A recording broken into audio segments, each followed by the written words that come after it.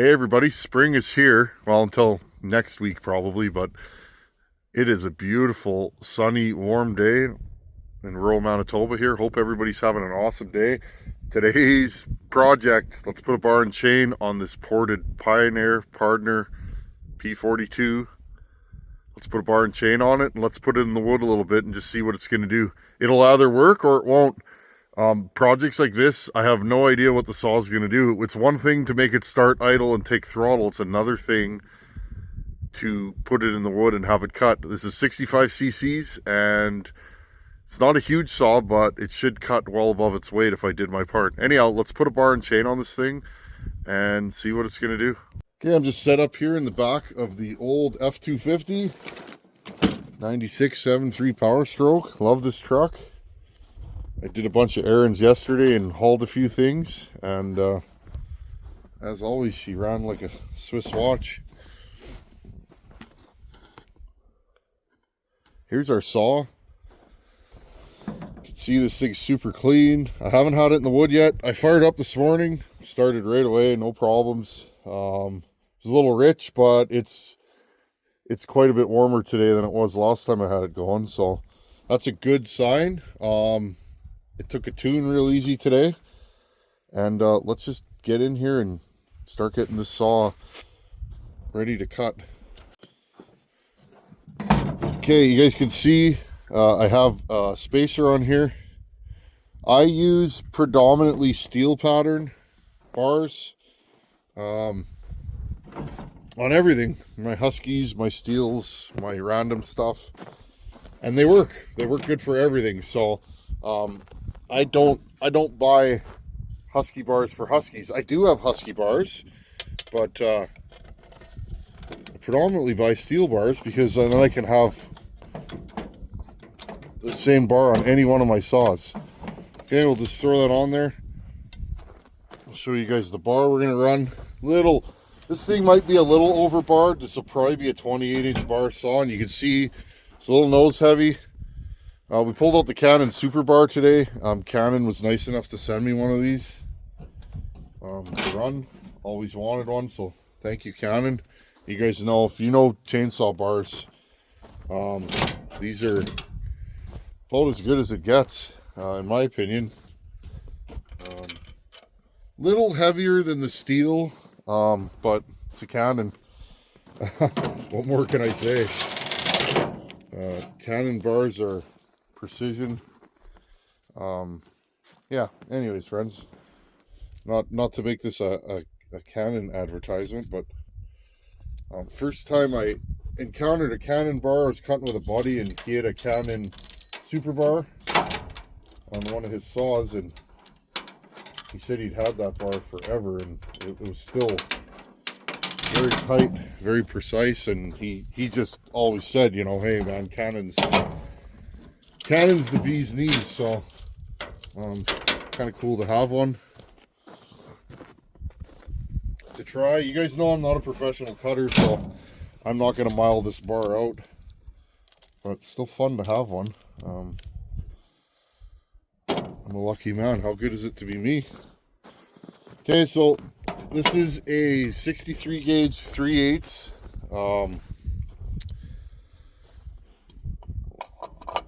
What are we, 105 driver? It's a 32 inch. And that's what we're going to run on this today. I tend to run that. That's kind of my bar choice on every bar, every saw I run. I think my bar adjuster is a little too far forward, so we'll...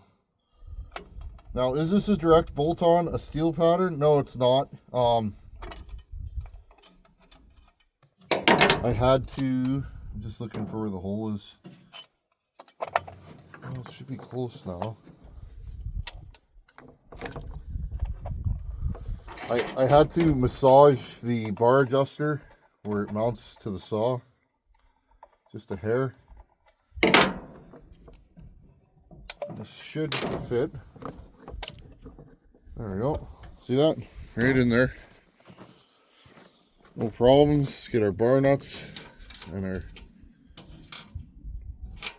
These saws have washers behind it. I scratched my paint job already. Oops. Good thing it's just a power saw, not a muscle car or something. I'd be really upset, but you can always fix that later. Because again, we don't even know what this saw is going to do. They either run or they don't. I know that's kind of a blank statement, but it's true. I bought this thing at auction. I know why it was parked. It had no compression. It probably wouldn't run anymore. Well, it didn't run for me. And so somebody parked it. But because it was so clean, I said to myself, well, I got to try and resurrect this thing. It's good content for the channel, and it's good fun for me. Okay, I'm just going to adjust this till the chain touches the bottom of the bar. Pull the tip up. Now this is a brand new bar, so this chain has a little bit of time on it, but it's pretty much new. These are 14 mil bar nuts, so don't have a wrench for this saw. That's okay. We can use a wrench. Again, this will be the first time this thing's ever had a bar on it since it's been in my shop. Just fire this thing up and little choke. Wow, I haven't started this since this morning.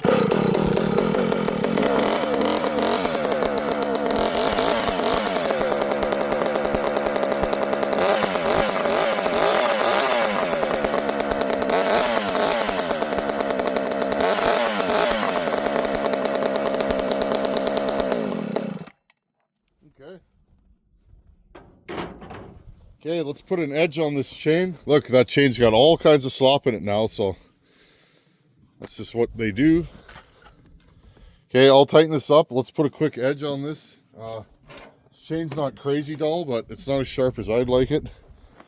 We'll do that, and then let's put this thing in the wood quickly and just see what it's going to do. We'll cut a couple of pieces of wood. You guys can see the snow is receding, but I cut in the back here and that. I can't really get there right now. There's still about a foot of hard pack snow. I mean, we could probably drive the Power Stroke in there, but I don't really want to get stuck. It's me by myself.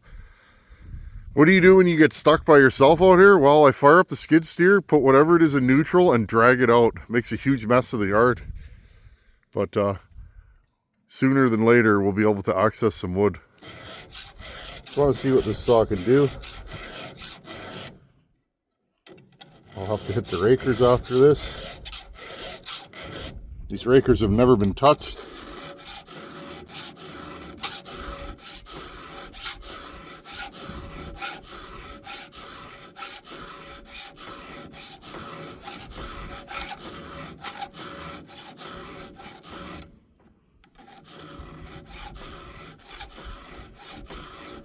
Again, I'm just looking for that little burr to come off right across.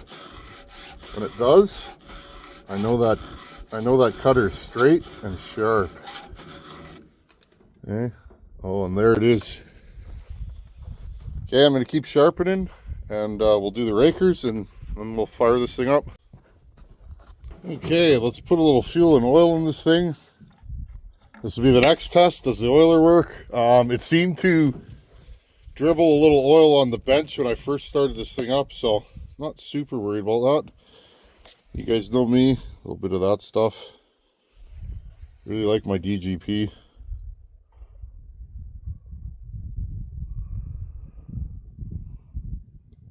Put a little bit of this in there. Try not to overfill it, but you know, how much have I put in there? I don't know how much oil these hold. Definitely not a full bottle. Got about a half a bottle in there. That should do. Put that in there. Fuel cap. This fuel cap leaks. Ooh. I was going to say, do we have another swollen fuel cap? It happens to these a lot. Be careful if you don't have a spare. What happens is you'll put the cap on, leave it for a week or two, and then it'll end up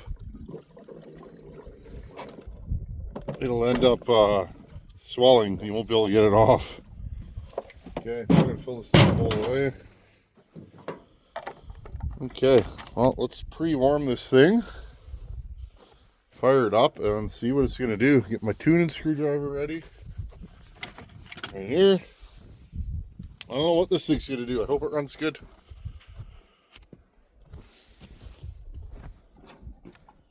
Okay, choke. Fire its first pull.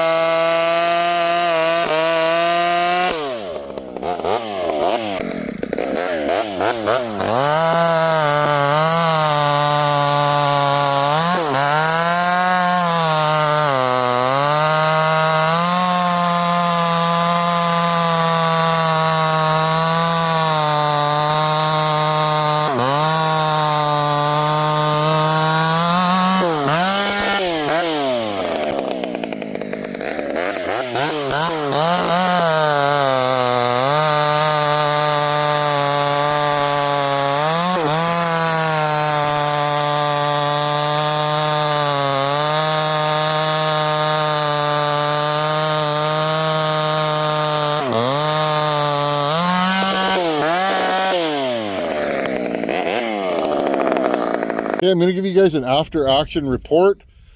Couple things. I seem to be getting enough oil. That wood, friends, is all frozen solid. Horrible for cutting. I'm not going to make any speed records cutting that stuff. It's hard. When wood is frozen like that wood is, it's really hard to form a good chip. You could drop your rakers really low, but then you end up with grabby chains. So I just wanted to see how this thing runs with some load on it. It does run very nice. I'm very happy with the way it starts, idles, and tunes.